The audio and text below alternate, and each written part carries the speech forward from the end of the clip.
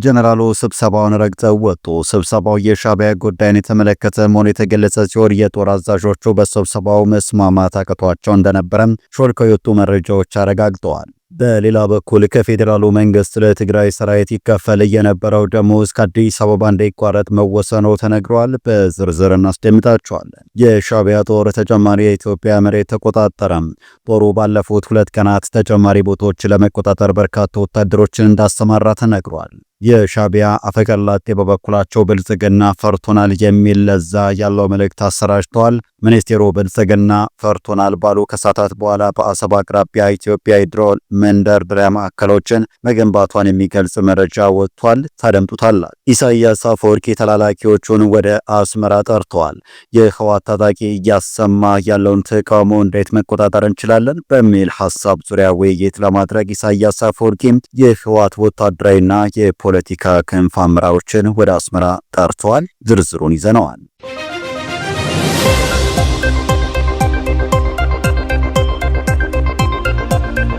የተከበራችሁ የገበታ ሚዲያ ቤተሰቦች ወደ ዝርዝሩ እናልፋለን። አብራችሁን ቆዩ።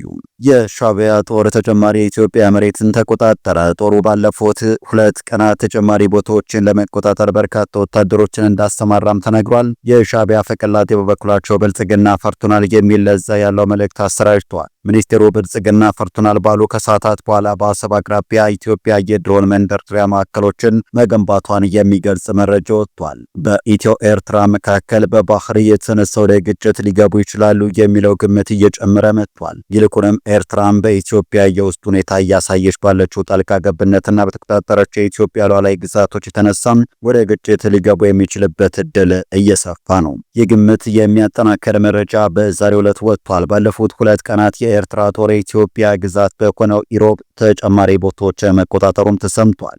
የኤርትራ ወታደሮች እስካሁን ከተቆጣጠሯቸው ቦታዎች ባለፈ ተጨማሪ አካባቢዎችን የመቆጣጠር እርምጃ ወስደዋል። በዚህ እርምጃ አህዶ፣ ሻዴ፣ ታይና፣ ቴምባይ ወደ ተባሉ ከተሞች መግባታቸው ተረጋግጧል። የውጭ ጉዳይ ሚኒስቴር ዶክተር ጌዲዮን ጢሞቴዎስ ከቀናት በፊት የኤርትራ ወታደሮች በኢትዮጵያ ሉዓላዊ ግዛት ውስጥ ይገኛሉ ብለው ነበር። ሚኒስቴሩ ኤርትራ በኢትዮጵያ ሉዓላዊነትና የግዛት አንድነት ላይ ከፍተኛ ትንኮሳና ጥሰት መፈጸሟም ተናግረው ነበር።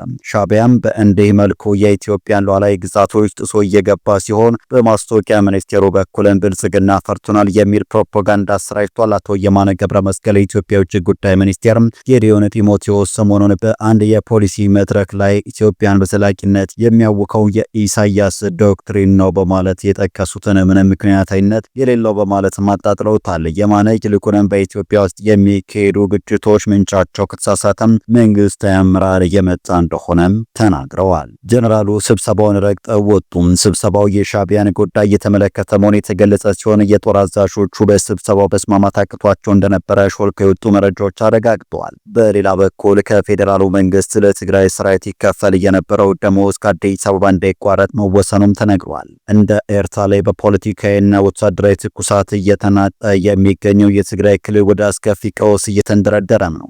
የፕሪቶሪያ ስምምነት ማገር መነቅነቁን ተከትሎም የክልሉ ነዋሪ ሌላ ዙር ጦርነት ሊነሳ ይችላል በሚል ሰግቷል። በተለይም አንደኛው የህወሓት ፍንካች ከሻዕቢያ ጋር ግንኙነት መጀመሩም ህዝቡን ያስቆጣም ሆነዋል። በሌላኛው በኩል እነ ደብረጽዮን በትግራይ ህዝብ ላይ መከራ ሲያዘን በእድሜውን የኖረው ኢሳያስ አፈወርቂን ለማስደሰት የማይሆኑት ነገር የለም።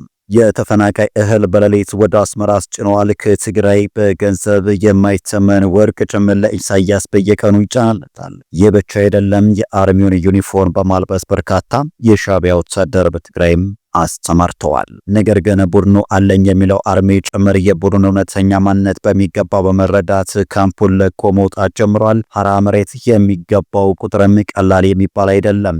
ከዚህም የተነሳ ጭንቀት ውስጥ የገባ ኢሳያስ አፈወርቂ የአርሚውን ተቃውሞ እንዴት መቆጣጠር እንችላለን በሚል ሐሳብ ዙሪያ ውይይት ለማድረግ ደብረጽዮንና ሌሎች የህወሓት አመራሮች ወደ አስመራ ጠርቷል። በዚህ ውይይት በአፋር ክልል ላይ የፈጸሙትን ወረራ እንዴት ወደፊት እንግፈው፣ ሐራ መሬት ያለውን ኃይል እንዴት እናጥፋው የሚሉ ጉዳዮች እንደሚነሱ ከቡድኑ አፈትልኮ የደረሰን መረጃ ያመላክታል።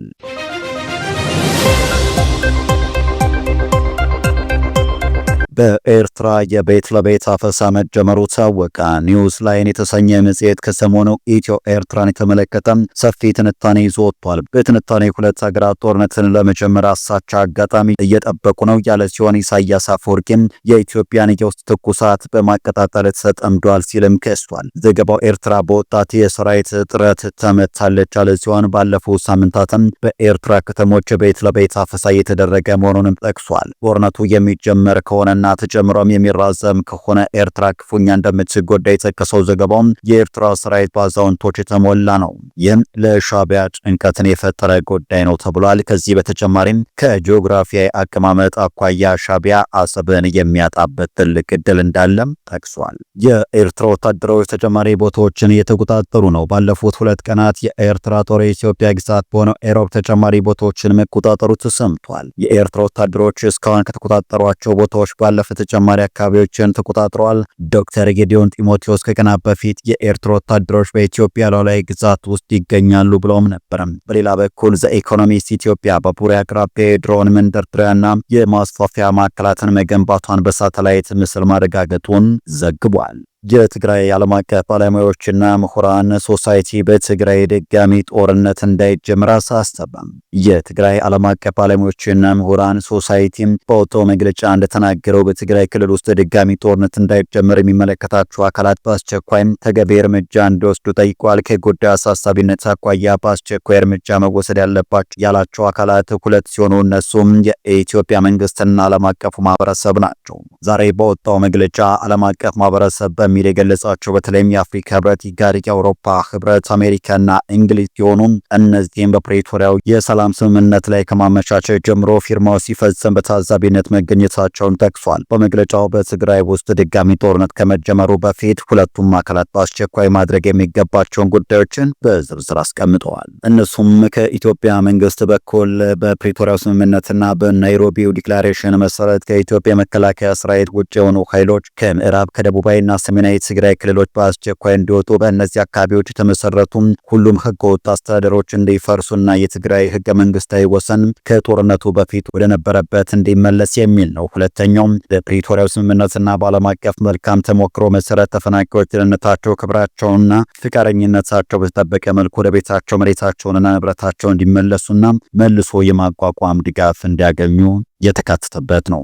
ሶስተኛ ማንኛውም ጦርነት ቀስቃሽ ንግግር እንዲቆምና የትግራይ ህዝብ ሰላም መልሶ መቋቋምና ፈውስን እንደሚፈልግ መቀበል የሚል ነው። አራተኛው በትግራይ ውስጥ የሚገኙ አንዳንድ ጦርነት ናፋቂና ኃላፊነት የማይሰማቸው የፖለቲካ ወይንም ወታደራዊ ተዋናዮች የሚያቀርቧቸውን ማናቸውንም መፈክሮች ወይንም መግለጫዎችን የትግራይ እውነተኛ ፍላጎት አድርጎ ከመቀበል እንዲቆጠቡ የሚል ሲሆን አምስተኛው ትግራይንና መላው ሀገሪቱን በሚመለከቱ ጉዳዮች ህገ መንግስታዊ አስተዳደራዊና ፖለቲካዊ መንገዶችን እንዲከተል ሲሆን ስድስተኛ የፌዴሬሽን ምክር ቤትንና የተወካዮች ምክር ቤትን ጨምሮ በፌዴራል ተቋማት የትግራይ ህዝብ ህጋዊ ድምጾችና መብቶች እንዲከበሩ የሚል ነው። በትግራይ ውስጥም ሆነ በመላው ሀገሪቱ እንዲሁም በድንበር አቅራቢያ የሚገኙትን ጨምሮ የህዝቡን ደህንነትና ህልውና እንዲከበር ማድረግ የሚሉ ሲሆኑ ከዓለም አቀፉ ማህበረሰብ የሚጠበቁ ያላቸው ነጥቦችን ደግሞ ስንመለከት የፌዴራል መንግስቱና የትግራይ ባለስልጣናት ለፕሪቶሪያው የሰላም ስምምነትና አፈጻጸሙ ተገዢ እንዲሆኑ ሁሉንም ዲፕሎማሲያዊና ፖለቲካዊ ጫና ማድረግ የሚል ነው። ሁለተኛ የኢትዮጵያ መንግስት በህገ መንግስቱ እውቅና ከተሰጠው የትግራይ ግዛት ውስጥ ከመከላከያ ሰራዊት ውጭ የሆኑ ኃይሎችን ያለ ቅድመ ሁኔታ በፍጥነትና ሙሉ በሙሉ እንዲያስወጣ መጠየቅ፣ ተፈናቃዮችንም እንዲመልስ ማሳሰብ የሚል ነው። የትግራይ ግዛቶችን በተቆጣጠረው በድንበር አቅራቢያ የሚገኙ ማህበረሰቦችን ህልውና አደጋ ላይ በጣለውና በኢትዮጵያ ውስጣዊ ጉዳይ ብሎም በአፍሪካ ቀንድ ጣልቃ እየገባ በሚገኘው የኤርትራ መንግስት ላይም ተጨባጭ እርምጃ እንዲወሰድ የሚሉት ይገኙበታል። በቀን በአማካኝ 5 ኢትዮጵያዊ ያልሆኑ የኢትዮጵያ ፓስፖርት የወሰዱ የውጭ ዜጎች እናገኛለን ሲል የኢሚግሬሽንና ዜግነት አገልግሎት አስታወቀ። በቀን በአማካኝ 5 የውጭ ሀገር ዜጎች የሆኑ ግለሰቦች የኢትዮጵያ ፓስፖርት ሲጠቀሙ እንደሚያዙ የኢሚግሬሽንና ዜግነት አገልግሎት ገልጿል። ሐሰተኛ የቪአይፒ መስተንግዶ ሰነድ በማሰራት ወደ ተቋሙ የሚገቡ ሰዎች እንዳሉ መስሪያ ቤቱ ዛሬ በተካሄደው የፓርላማ ቋሚ ኮሚቴ ስብሰባ ላይ አመላክቷል። የኢሚግሬሽንና ዜግነት አገልግሎትን የ3 ወራት የስራ አፈጻጸም ለመገምገም ህዳር 8 ቀን 2018 ስብሰባ የጠራው የተወካዮች ምክር ቤት የውጭ ግንኙነትና ሰላም ጉዳዮች ቋሚ ኮሚቴም ሪፖርቱን በንባብ ያቀረቡት እንዲመልስ ማሳስበዋል። ያቀረቡት የተቋሙ ዋና ዳይሬክተር ወይዘሮ ሰላማዊ ዳዊት መስሪያ ቤታቸው በሩብ ዓመቱም 545491 ፓስፖርት ለዜጎች መስጠቱንም አስታውቋል። በዚሁ ጊዜ ውስጥ 860 ኢትዮጵያንና የውጭ ዜጎች ሐሰተኛ የጉዞ ሰነድ በማቅረባቸው ተይዘው በሕግ ተጠያቂ እንዲሆኑ ማድረጋቸውንም ዋና ዳይሬክተሯ ተናግረዋል። ሐሰተኛ የጉዞ ሰነድ ይዘው የሚገኙ ዜጎች በመስሪያ ቤቱ ስራ ላይ ተጨማሪ ጫና መፍጠራቸውን የጠቆሙት ሰላማዊት ችግሩ በየጊዜው እየጨመረ የመጣ ጉዳይ መሆኑንም አስረድተዋል። በተቋሙ ሪፖርት መሰረት በሩብ ዓመቱ ውስጥ የተጭበረበረ የጉዞ ሰነድ ሲጠቆም የተያዙ የውጭ ሀገር ዜጎች ብዛት 96 ነው። በፓርላማው የውጭ ግንኙነትና ሰላም ጉዳዮች ቋሚ ኮሚቴ አባል የሆኑት አቶ ሳዲቅ አደም የውጭ ሀገራት ዜጎች በተመለከተ እየተወሰዱ ያሉ እርምጃዎች እንደተጠበቁ ሆነው አሁንም በርካታም ያልተደረሰባቸው የውጭ ሀገራት ዜጎች እንዳሉ በማንሳት ጥያቄ አቅርበዋል። እኚሁ የፓርላማው አባል ያለ ፈቃድ ወደ ኢትዮጵያ መግባትም የመኖርም ሁኔታ መኖሩን ብዙ መረጃዎች እንደሚያሳዩ አንስተዋል። ለምሳሌም ኤርትራውያን ተብሎ ብዙ ጊዜ ይነሳል ያሉት አቶ ሳዲቅ የጉዳይ እንዲብራራላቸው የመስሪያ ቤቱን አመራሮችም ጠይቀዋል። ኢሚግሬሽንና ዜግነት አገልግሎት ምክትል ዋና ዳይሬክተር አቶ ጎሳ ደምሴ የውጭ ዜጎችን የሚመለከተውን ጉዳይ ከፋፍሎ ማየት እንደሚያስፈልግ አመልክተዋል። ሕግን ሳይከተሉ በማይገባቸው አኳኋን የጉዞና የይለፍ ሰነድ የወሰዱ በህገወጥ አግባብ ወደ ኢትዮጵያ የገቡና ያለምንም ሰነድ በአገር ውስጥ የሚኖሩና የሚሰሩ የውጭ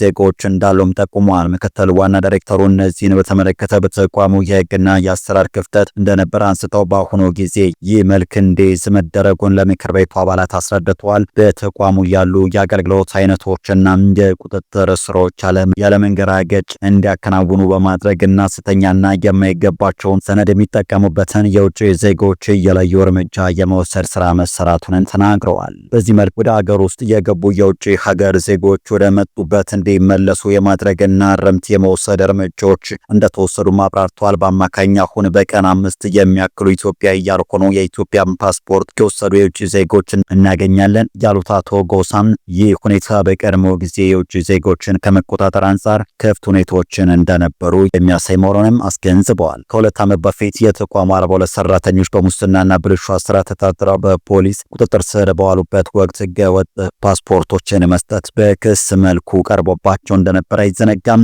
የመስሪያ ቤቱ ሰራተኞች በአሁኑ ጊዜ ኢትዮጵያዊ ላልሆኑ የውጭ ሀገራት ዜጎች የፓስፖርት አየር ባየር በመሸጥና በማስተላለፍ ተወንጅለውም ነበረ። ውድ ቻናላችን ቤተሰቦች ለዕለቱ ያሰናዳንላችሁ ዜናዎች እነዚህ ነበሩ። በቀጣይ የምንለቃቸውን ትኩስ መረጃዎች እንዳያመልጧችሁ ቻናሉን ሰብስክራይብ በማድረግ ቤተሰብ ይሁኑ። ሰናይ ጊዜ በያላችሁበት።